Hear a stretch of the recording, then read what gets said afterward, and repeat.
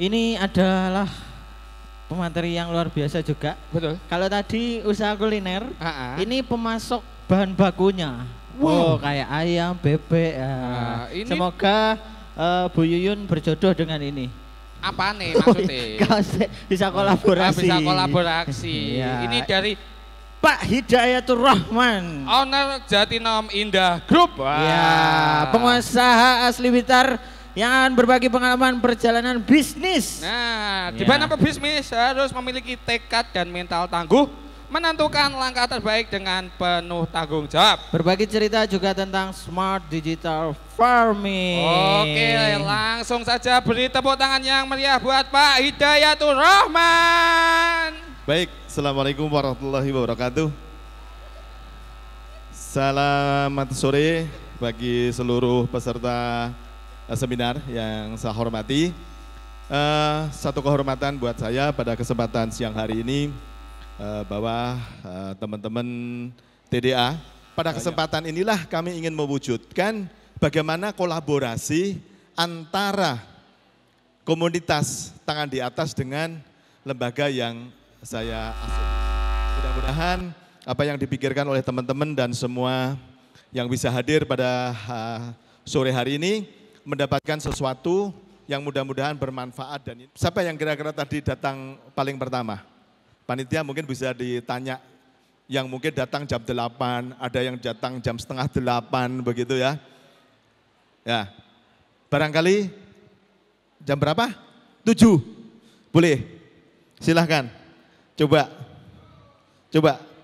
Oh gak apa-apa, silahkan. Terima kasih. Dengan siapa? Pemi Risma. Dari? Nganjuk. Dari Nganjuk. Tadi datang jam berapa? Jam masuk Blitar jam 6. Jam 6. Ya. Masuk ke kampus? Masuk ke kampus jam setengah 8. Setengah 7. Setengah 7. Panitia belum ada yang datang? Sudah. Oh sudah. Ada yang komplit enggak dari beliau yang hari ini datang pada jam 7.30? Masih tutup, masih gerbang. Gerbangnya masih tutup semua. Tapi akhirnya masuk juga. Iya. Jam berapa tadi? Masuknya jam Kita coba tanya, apakah betul-betul berharap datang dari Nganjuk, datang jauh sampai di Blitar, bahwa Anda ingin datang untuk acara ini? Oh iya Pak, diniatin dari 1 bulan sebelumnya ya, kita sudah order tiket ya.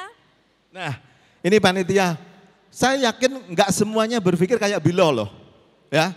Tentu saya ingin mengapresiasi, ya, ikuti seminar dari yang pertama, dari yang kesekian kali, terakhir Bu Yuyun, bagaimana beliau memotivasi bahwa pada saudara sekalian bahwa begitu dia mendorong kita untuk menjadi seorang entrepreneur dengan cara kuliner, betul ya? Begitu banyak kan tadi, pasti semua ingin masuk kuliner, ya. Pertanyaan saya, untuk menyiapkan kuliner ini paling tidak kalau di Blitar itu pasti butuh yang namanya ayam dan bebek. Ya, dari mana dapatnya ayam dan bebek?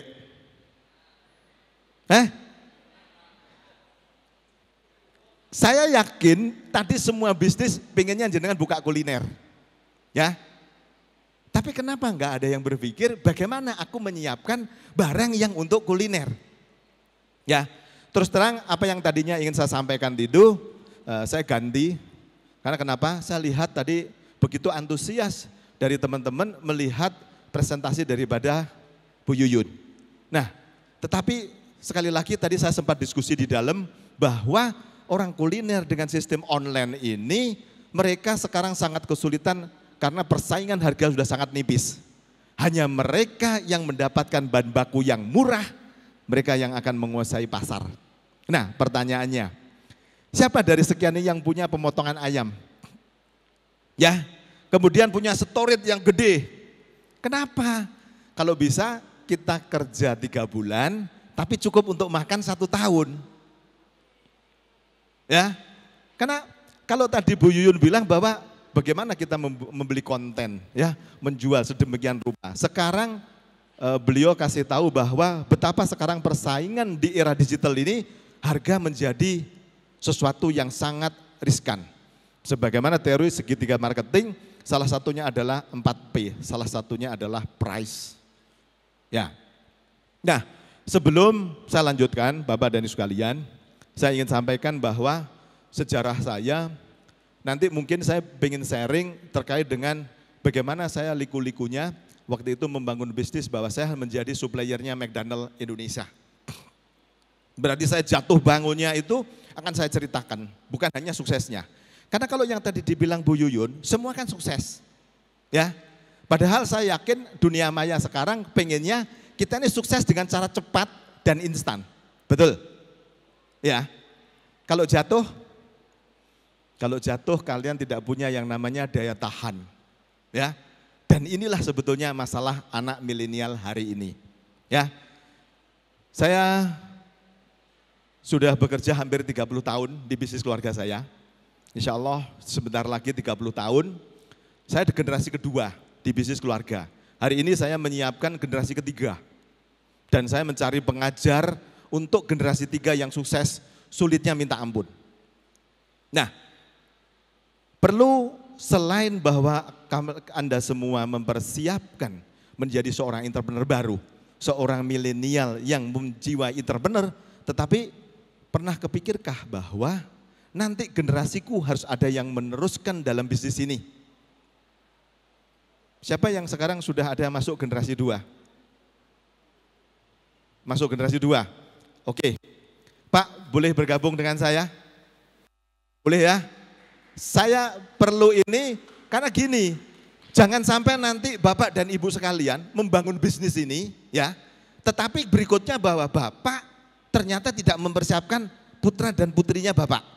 Dan hanya Anda tinggal meninggal dengan kehancuran ini. Ini berat Pak. Ya, tadi sudah kasih semangat yang luar biasa. Oke, mohon maaf Pak, tangan saya lagi bermasalah. Pak siapa Pak? Niam. Pak Niam, dari? Karanglo. Karanglo, oh oke. Oke. Boleh dong kita sharing di sesi sore hari ini. Tadi teman-teman sudah ingin menjadi entrepreneur di awal. Betul ya Pak ya? Nah sekarang dari sekian yang ngacung generasi 2, cuman Bapak. Ada sebenarnya malu. Ada? Saudara, loh kan gak apa-apa. Pak kita nih butuh tangan di atas itu adalah satu visi bahwa bagaimana tangan di atas itu lebih baik daripada tangan di bawah. Karena saya punya satu visi yang sama dengan tangan di atas. Tagline saya di handphone saya selalu tertulis, hiduplah untuk menghidupi. Bukan hidup untuk dihidupi. Ya. Nah, untuk itulah saya ingin sharing ke Mas Niam. Nah, kira-kira di bisnis ini dimulai dari orang tua, terus kemudian bahwa hari ini jenengan masuk generasi kedua. Ya, baik. Mungkin bisa di-sharingkan barang mungkin 5 menit. Nanti dari situ saya akan bantu teman-teman bagaimana sebetulnya memanage bisnis ini di generasi 2. Ya, belum lagi masuk generasi 3. Ini hal yang sangat mesti kita perhatikan. Dan insya Allah saya lagi bikin buku dan ketepaan putra dan putri saya masuk di salah satu universitas di Surabaya. Dan konsentrasinya itu di Fembus, namanya family business. Jadi jangan sampai bapak dan ibu membuka bisnis tetapi anak-anaknya gak ada yang nerusin. Ini masalahnya apa? Nanti akan saya ceritakan. Monggo Mas Ian. Gak apa-apa, bisnisnya apa? Bisnisnya apa? Saya bisnisnya sama dengan bapak ini. Oke. Jagal ayam. Iya. Dan kesini pengen belajar. Putranya Pak Ali Musin. Generasi 2. Generasi kedua rencananya. Pengen melanjutkan. Boleh lanjut ya? Iya, pengen melanjutkan. Kesini pengen belajar kepada ahlinya sampai bisa menganu emet di Indonesia sampai segitunya. Pengen belajar lebih dalam dengan bapaknya. Berapa tahun Mas Niam masuk di bisnisnya ini? 20, kalau saya baru 2000 konsentrasi 2014. Oke, bisa ya, nunggu sebentar. Jadi gini Bapak dan Ibu sekalian, pada saat saya mendapatkan kontrak di McDonald tahun 2001, orang pertama yang saya cari adalah bapaknya beliau. Kenapa? Di bisnis itu sesuatu yang baik adalah tujuan. Tetapi sesuatu yang tidak baik, bagaimana saya mengeliminasir? Ya, mengeliminasirnya itu mengeliminasi barang-barang yang kemungkinan sulit untuk dijual. Salah satunya saya tanya sama bapak beliau, bahwa bagaimana saya bisa menjual hati dan ampela. Oh gampang Pak Dayat, bener Pak, gampang. Dikenalin sama jaringan-jaringan ini, dan waktu itu tempatnya beliau itu sudah potong ayam kalau tidak salah hampir 1.000 ya. Sampai 1.000 itu rumahnya Bapak. Jadi waktu itu motong ayam cukup di Blitar, cukup terkenal, jadi pemotongan muslim itu.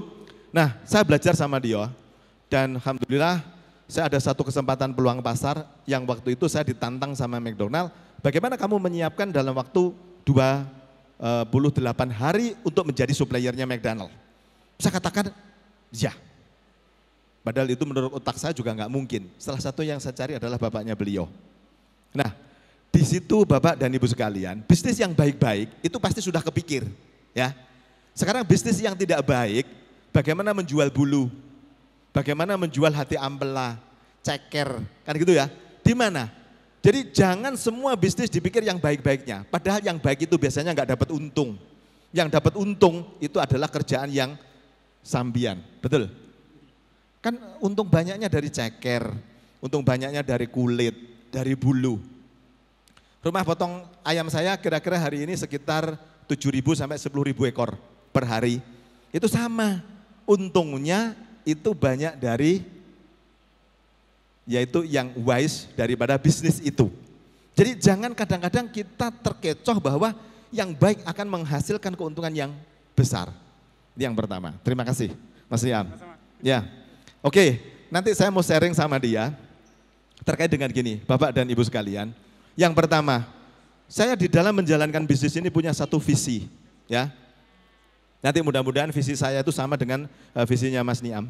Jadi gini, pada saat ibu saya meninggal, saya ingin teruskan bisnis ini hanya karena saya ingin berbakti kepadanya.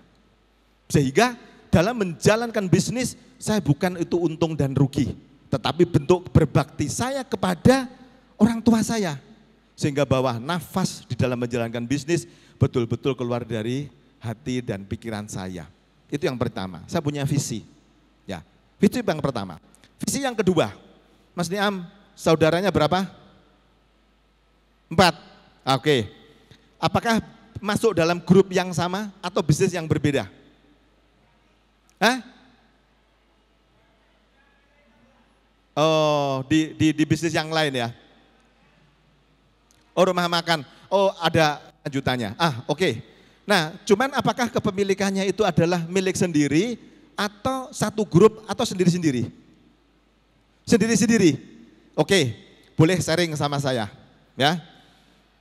Hal yang pertama, siapa yang hari ini datang berkeluarga lebih dari 2 orang atau minimal 2 orang?